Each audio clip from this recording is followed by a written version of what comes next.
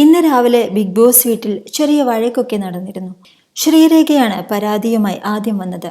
Power ടീമിന്റെ നിർദ്ദേശപ്രകാരം big boss ലൈറ്റുകൾ ഓഫ് ചെയ്താൽ എല്ലാവരും വന്ന് കിടന്നുറങ്ങണമെന്നായിരുന്നു പുതിയ റൂൾ ഉണ്ടാക്കിയിരുന്നത്. എന്നാൽ ഇത് പവർ ടീം തന്നെ തെറ്റിക്കുകയാണ് ഉണ്ടായത്.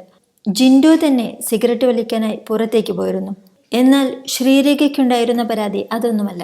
അവർ ഉറങ്ങിക്കഴിഞ്ഞതിന് ശേഷം ജാസ്മിൻ വിളിച്ചു എഴുന്നേൽപ്പിച്ചു, ബെഡ് മാറിക്കിടക്കാൻ പറഞ്ഞു എന്നതൊക്കെയായിരുന്നു.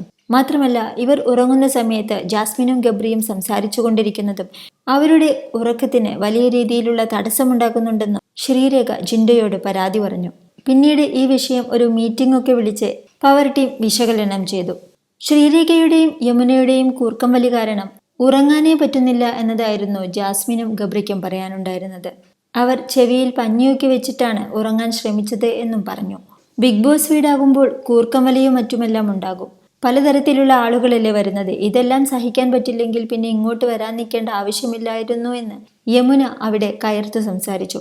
പിന്നീടും ഓരോരോ തർക്കങ്ങൾ ഉന്നയിച്ച് അങ്ങോട്ടും ഇങ്ങോട്ടും അവർ പഴിചാരിക്കൊണ്ടേയിരുന്നു. ഇതിനുശേഷം ശ്രീരേഖ പരാതി പിൻവലിച്ച് ഒരു വാണിംഗ് ആയി ഇത് മാറ്റി.